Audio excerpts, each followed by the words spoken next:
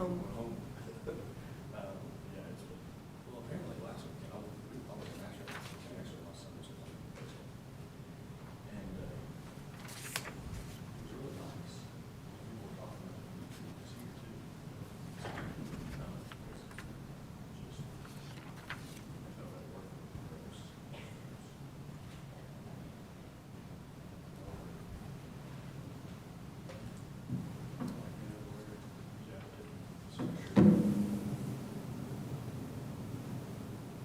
Not sweating 2 minutes outside the door.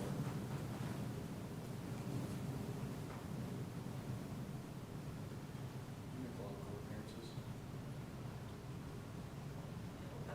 Most of our practices represent schools. Okay, So, that's what I wanted. yeah, so it's a lot of administrative proceedings, that sort of thing. Yep. I'm happy to keep it that way. Yeah.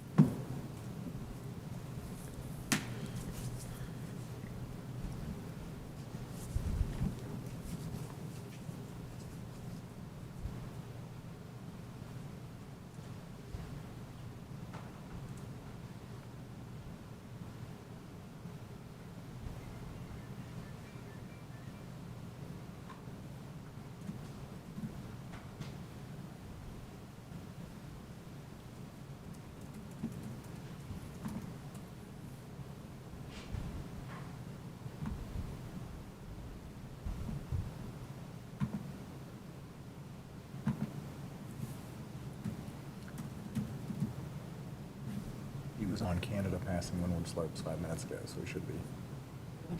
He's local.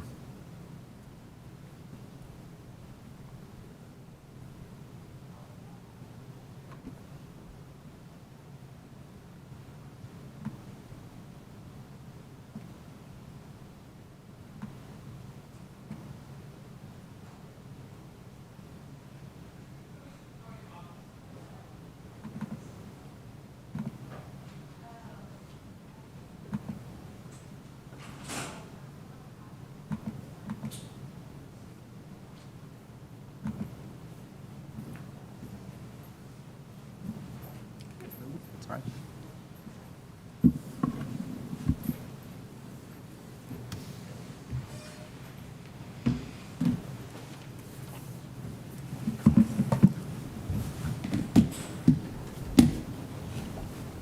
You okay? Yeah. Oh, yeah. I'm just right behind.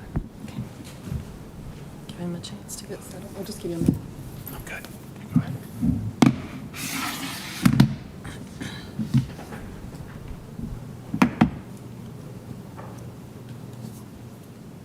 Good.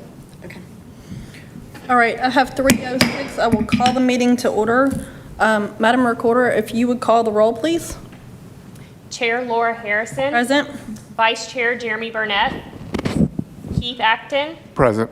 Michelle Childs. Here. Deborah Thomas. Present. We do have a quorum. Per board policy, make sure I get it right, 1.404, public comment isn't permitted at a teacher disciplinary hearing, so we will move on to the next item. Dr. Horrell, will you lead us through our agenda, please? Yes, the first item on the agenda is appeal of dismissal of tenured teacher. Is there a motion to get this item on the floor? So moved. We have a motion. Is there a second? Second. We have a motion and a second. The item is properly before us. For the matter concerning the recent decision issued by the hearing officer, Tom Minor, sustaining a dismissal of tenured teacher Rebecca Alston, the chair recognizes Dr. Horrell, Superintendent of the Lakeland School System. Thank you. If it pleases the board, on February 9th, 2024, I recommended Rebecca Alston for dismissal for unprofessional conduct. Soon thereafter, Ms. Alston appealed my decision to an independent hearing officer. After choosing Mr. Minor as the hearing officer, the parties and their counsel participated in a hearing on April 17th and 25th, 2024. On June 13th, Mr. Minor entered a written decision sustaining Ms. Alston's dismissal. On June 19th, I received a letter from Ms. Alston's attorney appealing Mr. Minor's decision to the board. On July 9th, I sent each member of the board a copy of Ms. Alston's appeal letter, a copy of Mr. Minor's written decision, and a copy of the April 17th and 25th hearing transcripts with exhibits. Ms. Alston received a copy of the same materials electronically within the next few days. Members of the board, Ms. Alston has asked that we consider modifying or reversing Mr. Minor's decision sustaining the dismissal. In considering Ms. Alston's appeal, the board is governed by Tennessee Code Annotated 49-5-512C. As Dr. Horrell noted, the board has already been provided with copies of documents related to this matter. We can only consider the information before us. No new evidence shall be introduced. Before discussing or deliberating about that information, we shall first hear from Ms. Alston and then from Catherine Kimmel, counsel for the board. As we hear from them, Dr. Horrell, will you keep time for us, please? I will. The chair now recognizes Ms. Alston or her attorney for 10 minutes to argue why Mr. Minor's decision should be modified or reversed. And I will give hand signals for 5 minutes, 3 minutes, and 1 minute, and then wrap up. I'm going to keep my own as well at the same time, but Okay. 2 heads is better than 1 often. Sounds good.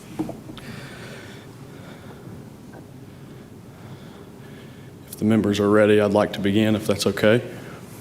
Yes, the floor is yours. Good afternoon, members of the Lakeland School Board. Attorney Evan Johnson on behalf of Rebecca Alston. Really appreciate your time today. I want to make that known before I begin, but this is really about a teacher, very decorated teacher, one who's cared very deeply about students for almost 2 decades, and has continued throughout the process to do so. Throughout the process of this tenure hearing and this appeal that we're here for today. Ms. Rebecca Alston has been decorated in her field for 17 years. The evidence from the tenure hearing in front of Mr. Minor showcased a great deal of that. One thing that I think is important to note before you today, and as I stand here, is that we obviously are a society that is held dear for centuries, the idea that you are innocent until proven guilty. Unfortunately, that is not what Ms. Alston has experienced since the allegations, investigation, determination by Superintendent Horrell, or through her process through the teacher tenure hearing in front of Mr. Minor. From almost day one, the allegation that she had force-fed a child, one of her students, a student of many years that she has cared for and had a close relationship with both him and his family and siblings, was the use of phrases such as force-feeding. Before investigations were commenced, before they had even begun, those type of words and phrases were being used by members involved in the investigation and by witnesses. With the time that I have here today, the thing that I want to point out the most is these investigations, their shortcomings, and what was shown, but also what was not shown. First of all, with regards to the investigations, this event, as the materials and transcripts that the board has had an opportunity to review have shown, this event took place in the cafeteria at Lakeland Elementary School. Obviously, there is video footage of that from one camera from the back of both the student and the child. You've probably seen the video. I know that I believe it was provided as one of the exhibits to those transcripts. What it doesn't show is anything with regards to the child and anything with regards to the front of the child or Miss Alston. What it was relied on by Dr. Horrell and those who those that commenced and performed the investigation was eyewitness testimony of aides of Miss Alston's and of others in the special education department of Lakeland Schools, elementary schools specifically, and therein lies the problem. Eyewitnesses, obviously, as we all know, often have the best vantage point to tell us what actually happened. However, when those eyewitnesses are relied upon for more than what they just what they saw, but for things that are outside of their qualifications, their experience, and their knowledge, is where the problem begins. To illustrate what I mean by that, the statements taken and used as a part of this investigation against Miss Alston were one substitute aide. Not that there's anything wrong with being a substitute. We all need those, as we all know, in our school system and are qualified to do their job. What they are not qualified to do is speak to years of experience, years of understanding of specific children, as we all know that special education children require very specific needs, very special needs, why we use that term. And two other aides that had very little experience with both Miss Alston and with this minor child, and how he reacted to things that he didn't like. A child with autism, very nonverbal, largely. Relying on them for what they saw factually makes sense. But to take what they saw past that and to try, as the transcript shows, to try to point towards an alleged pattern of behavior from Miss Alston in her classroom from inexperienced assistants, as I've said already, both with Miss Alston and with this specific child. Less than a year or barely a year in most cases. And as that testimony that you were able to read showed, those assistants, not only did they witness this, what they perceived to be inappropriate action on Miss Alston's part, but they also carried with them bias towards Miss Alston, how she ran her classroom, how they felt about her authority in that classroom, while at the same time acknowledging that the structure that she provided to her students was appropriate and was in their best interest.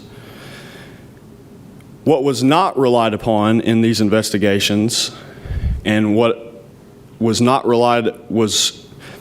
carried enough weight in the teacher tenure hearing before Mr. Minor, was the lack of consideration for the professionals trained and years of experience, not only in their specific areas of focus with regards to this child's IEP team, but with this child specifically, who testified at the hearing and is in the transcript that you were provided, that testified to the appropriate behavior, the professionalism, really unmatched of Miss Alston.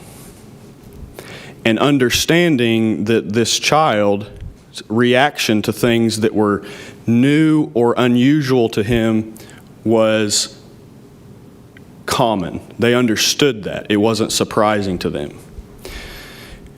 Yes, they were not eyewitnesses to this event. That is true. However, refusing to rely on them for their expertise, not just in their field, which they are very qualified, and testified to that as such at the hearing, they also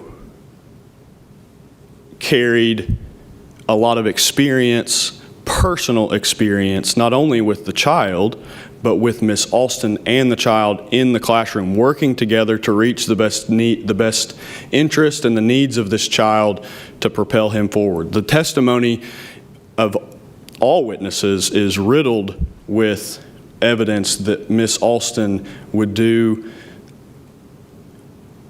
the most that she could, going above and beyond, to treat this child like a child. Not just a child with special needs, but a child with high expectations to be able to be a productive member of society, which is her job. This event that Miss Alston has been accused of wrongdoing was her actually trying to keep the child safe. One piece of evidence that is notable is that she spent 5 more days with this child after this event, but before she was ever made aware that anything was a problem. She actually, the technique that she used on that day proved ineffective. And she did not go back to that method because it clearly wasn't the right, and she wanted to go back to the drawing board and testified that she wanted to speak with the members of the IEP team to find the best route to get her to that point, to get the child to the point that he needed to be. She never got that chance because of the allegations and because of the assumption that what she did was wrongful and that she was already guilty, and has spent the last several months trying to prove her innocence rather than the other way around.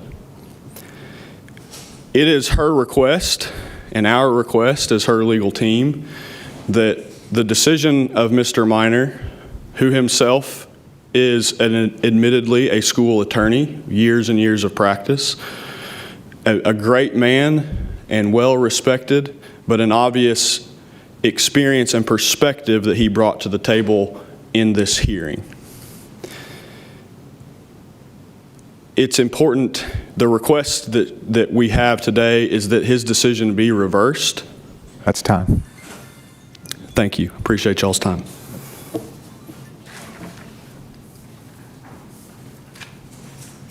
Thank you. The chair now recognizes Ms. Kimmel for 10 minutes to argue why Mr. Minor's decision should be sustained or upheld. Ready? Oh, excuse me. I'll do the same thing, just to have a visual reference. That I have no sense of time. Okay. Thank you. Good afternoon, ladies and gentlemen of the board. My name is Catherine Kimmel, and I'm here representing the school district in Ms. Alston's appeal today. At the center of today's appeal, I believe, is the question of when a school employee can lawfully restrain a student with a disability. As you know from your review of the record in this case, Ms. Rebecca Alston was accused of illegally restraining one of her students in the cafeteria and forcing food into his mouth on January 26th. After a thorough investigation, Dr. Horrell recommended that she be dismissed for unprofessional conduct. This board approved those charges, and a 2-day hearing was held at Ms. Alston's request and pursuant to her rights as a tenured teacher under Tennessee Code Annotated 495512. The hearing included sworn testimony from 16 witnesses as well as 14 exhibits. The independent hearing officer, Mr. Tom Minor, he concluded that Ms. Alston had, in fact, placed the student in a physical holding restraint and forced food into his mouth, which constituted unprofessional conduct.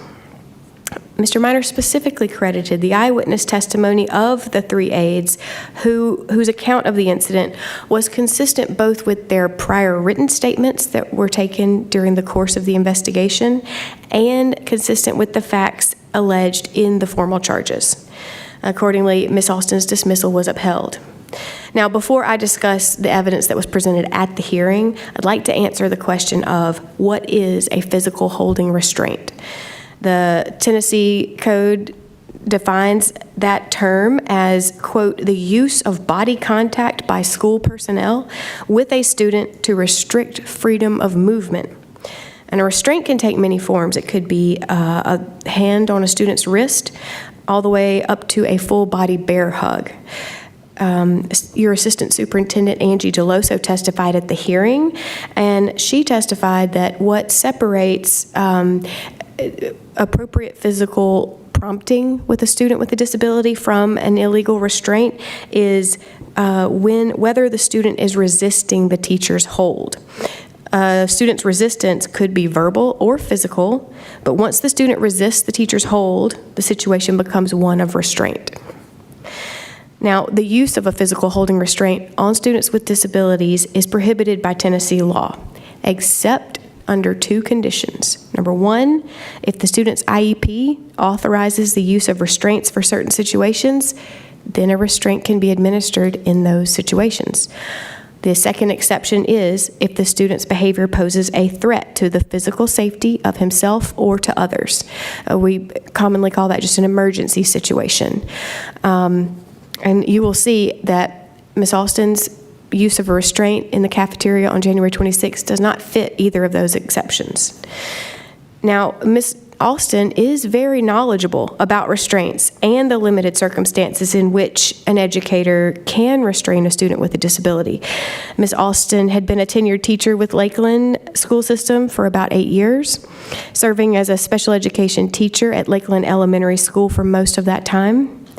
Ms. Alston had been trained in the proper use of restraints annually for several years as a part of her job, and she was specially certified to administer certain types of restraints in emergency situations. Not every special education teacher in a school is certified to administer specialized restraint, but Ms. Alston was for several years.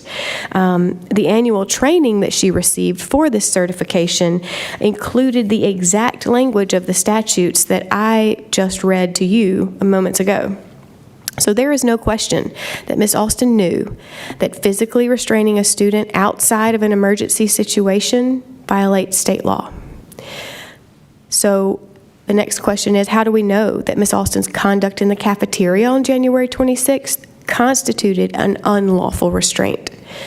First, there is the security video, the security footage of the incident that shows Ms. Alston wrapping her left arm around the student several times over the course of a few minutes, while the student twists his body and his head to get away from her. Now, the security footage is shot from behind, so it does not show the student's face, his plate of food, or what Ms. Alston is doing with her free hand. That is why the eyewitness testimony of the 3 aides referenced earlier is so crucial to this case. Those 3 aides were positioned to see the child's face, Ms. Alston's movements, everything. All 3 women testified at the hearing that they saw Ms. Alston hold the student in place while she forced food into his mouth several times. 2 of the eyewitnesses testified that after the student spit the food out of his mouth, Ms. Alston picked it up and forced it back into his mouth.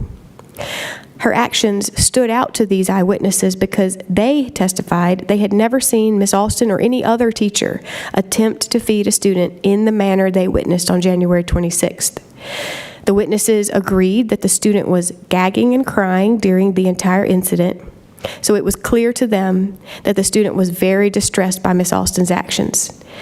And because this student is nonverbal, he could not say no or stop. His physical resistance and loud crying were the only tools he had for communicating his distress. The eyewitnesses also testified that the student who was restrained was not in danger of hurting himself or others in that situation. So there was no immediate emergency according to their testimony. In fact, all of the witnesses agreed that the student did not have a history of aggressive or challenging behaviors that would require the use of restraint in any other situation. They described him as docile and eager to please. And no one who testified at the hearing over the course of 2 days disputed the fact that the student's IEP did not authorize the use of restraints. Ms. Alston testified to her version of events, and she testified that what can be seen, observed in the security footage, is actually the use of appropriate physical prompting and not an illegal restraint. Ms. Alston claimed that she was working on a new goal with the student, a goal that was only added to his IEP the day before and involved the use of utensils while eating. She denied forcing food into his mouth, stating that she only placed her arm around him to prevent him from falling off the cafeteria bench. But when questioned, Ms. Alston could not explain why her version of events differed so profoundly from the 3 eyewitnesses. And there was no rebuttal testimony from any other witnesses that contradicted the testimony of the eyewitnesses. Ms. Angie DeLoso also testified at the hearing, and in addition to being assistant superintendent, she's also a board-certified behavioral analyst, and she testified that outside of the use of an illegal restraint, physically holding a student and putting food into his mouth, forcing food into his mouth, is never appropriate. It's not appropriate to use force to achieve an instructional goal, according to Ms. DeLoso. It's not appropriate to force a student to eat under any circumstances at school, and ultimately, her testimony was that for Ms. Alston to use the physical approach, the physical restraint that she did in that situation, Ms. Alston had to ignore her education and training as a special educator, as well as her knowledge of this particular student and his unique learning needs. As I said earlier, the hearing officer ultimately did not accept Ms. Alston's version of events. He credited the testimony of the 3 eyewitnesses. And let's see. As I said before, he concluded that Ms. Alston physically restrained the student, no emergency conditions existed, and her actions violated the state law on the use of restraints, but also several provisions of the Teacher Code of Ethics. Several of those, chief among them, an educator's duty to use accepted best practices, to protect students from conditions harmful to their health and safety, to protect their emotional well-being, and to protect them from embarrassment. The hearing officer concluded that dismissal was warranted on these grounds. And so today, I ask this board to consider the full record before you and uphold not only the hearing officer's decision, but also Dr. Horrell's thoughtful deliberation and professional judgment on this employment matter. Thank you.